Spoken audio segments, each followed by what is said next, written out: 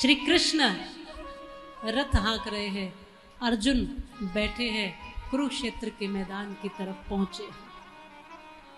दोनों सेनाएं सजी है, दोनों सेनाएं आमने सामने खड़ी है, युद्ध की पूरी तैयारी है। और एक बड़ी प्यारी कथा आती है। भगवान श्री कृष्ण बड़े नीतिज्ञ है।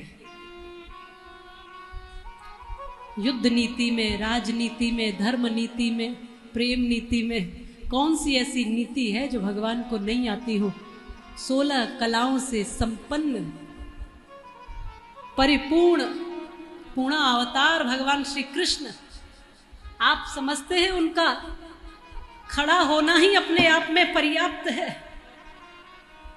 भगवान श्री कृष्ण ने देखा कि ये जब सारे कुछ लोग कौरवों की तरफ, कुछ लोग पांडवों की तरफ इकट्ठे हो रहे थे सेना में युद्ध करने के लिए, तो देखा मात्र 3 बाण लेकर के कोई चला आ रहा है,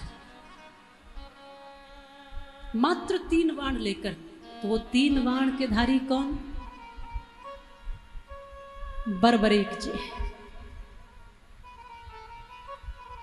भगवान भेष बदल करके गए और पूछा कि इस युद्ध में लोग शस्त्र पर शस्त्र लिए हुए खड़े हैं और एक नहीं तमाम शस्त्रों के साथ खड़े हुए, और तुम मात्र 3 बाणों से कर क्या लोगे? जा कहां रहे हो? बोले युद्ध के लिए ही जा रहा हूं और 3 बाण ही पर्याप्त है। भगवान ने पूछा फिर किसकी तरफ से लड़ोगे? बर्बरीक जी ने कहा कि मैं जो हारेगा उसकी तरफ से लड़ूंगा, जो हारेगा बस मैं उसकी तरफ से लड़ूंगा। मैंने मेरी मां को वचन दिया है कि जो भी हारेगा, कौरव हारे या पांडव। भगवान ने सोचा कि तब तो युद्ध का पूरा ढांचा ही बिगड़ जाएगा। मानो कि कभी कौरव हारे तो ये कौरवों की तरफ से लड़ेगा, पांडव हारे तो ये इधर से लड़ेगा, ये हारे तो इधर से। बार बार ये तो पूरा युद्ध नीति ही बिल्कुल समाप्त हो जाएगी। भगवान श्री कृष्ण ने कहा कि तुम 3 बाण लेकर चल रहे हो और तुम सोचते हो कि मैं हारे हुओं की तरफ लड़ूंगा तो मैं उनको जिता दूंगा। कहा कि आप जो भी हैं, मैं आपको ये विश्वास दिलाता हूं कि ये मेरे 3 बाण पर्याप्त हैं पूरे युद्ध को परिणाम देने के लिए, माने पूरे युद्ध को विराम देने के लिए। किसी की भी जरूरत नहीं है, पूरे युद्ध को समाप्त करना हो तो ये 3 बाण पर्याप्त हैं। ये कोई ऐसे वैसे बाण नहीं थे। ये बर्बरीक जी ने भगवान शिव और मां भगवती की साधना करके, वर्षों तपस्या करके प्राप्त किए हुए थे। ये 3 बाण मां भगवती ने दिए कि जाओ, तुम्हें दुनिया में कोई हरा नहीं सकता है, ये 3 बाणों को प्राप्त करो। अब जब ये भगवान श्री कृष्ण ने परीक्षा लेने के लिए कहा तो बताओ तो सही, क्या कर लोगे तुम?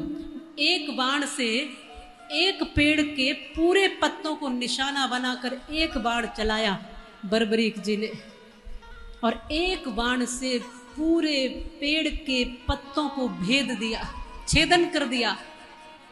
श्री कृष्ण ने परीक्षा लेने के लिए 1 पत्ता अपने पांव के नीचे दबा लिया। तब वो तीर भगवान के पांव के पास आकर भगवान समझ गए, पैर हटा लिया।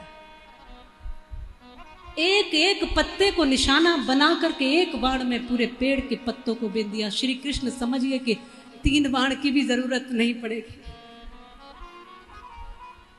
भगवान श्री कृष्ण ने कहा कि मैं याचक तुमसे कुछ मांगता हूं। विप्र बनकर आए, ब्राह्मण का वेश धारण करके श्री कृष्ण आए थे, मैं कुछ मांगता हूं। और पहले के लोग अपनी बात के इतने धनी थे। बर्बरीक जी ने कहा कि आप मांगिए, क्या मांगते हैं? तो भगवान श्री कृष्ण ने कहा कि मैं तुमसे तुम्हारे शीश का दान मांगता हूं। और बर्बरीक जी ने कुछ क्षण न लगाए। मांगने वाला विप्र है सामने, खाली नहीं भेज सकता, चाहे प्राण ही मांग लिए हो, पर मैं ऐसे नहीं छोड़ सकता।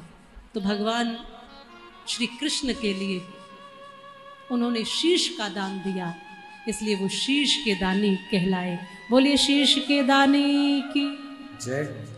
लेकिन शीश का दान देने से पहले बरबरीक जी ने पूछा कि आप कोई ब्राह्मण तो नहीं हो सकते, आप विप्र बनकर आए हो, लेकिन आपका स्वरूप कुछ और है, आप बताइए तो आप हैं कौन। तब श्री कृष्ण अपने स्वरूप में आए, कहा कि मैं कृष्ण हूं।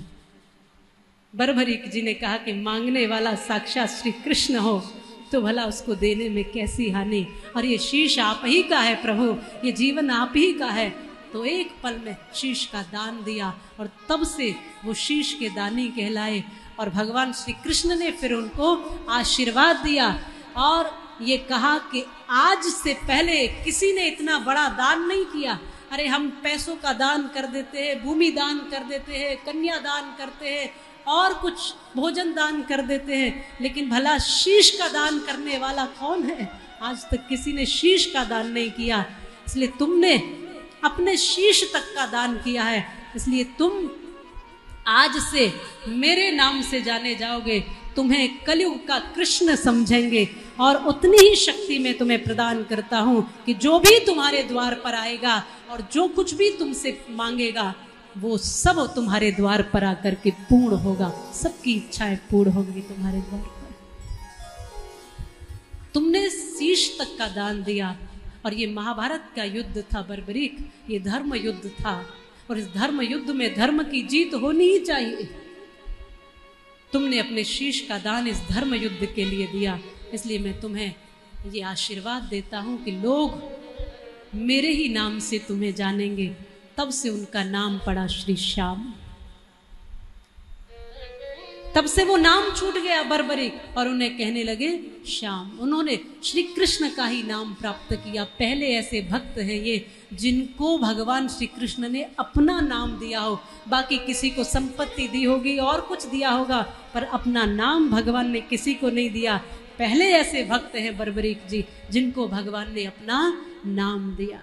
बोलो हारे के सहारे की। भगवान ने कहा कि जो भी तुम्हारे द्वार पर हार कर आएगा तुम उसका सहारा बनोगे, तुम उसका साथ दोगे।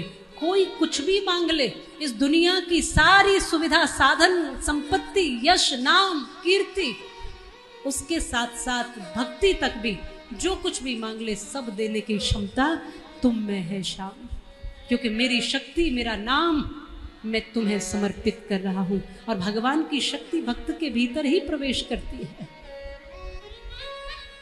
और वास्तव में कलयुग के कृष्ण कहे जाते हैं हमारे श्याम, कलयुग के श्री कृष्ण है। और भगवान कृष्ण तो अनेक रूपों में है। खाटू श्याम जी ने एक इच्छा करी कि मेरा मन है मैं महाभारत का युद्ध देख लूं। तब शीश को एक पहाड़ पर संभाल कर रखा गया और कहते भगवान की इतनी शक्ति थी कि उन्होंने अपनी शक्ति से खाटू श्याम जी को शक्ति प्रदान करके पूरा महाभारत युद्ध वो देख सके, इसके लिए जीवन दिया। पूरा महाभारत उन्होंने देखा, कौन हार रहा है, कौन जीत रहा है, कौन चतुराई कर रहा है, कौन नीति अनीति कर रहा है।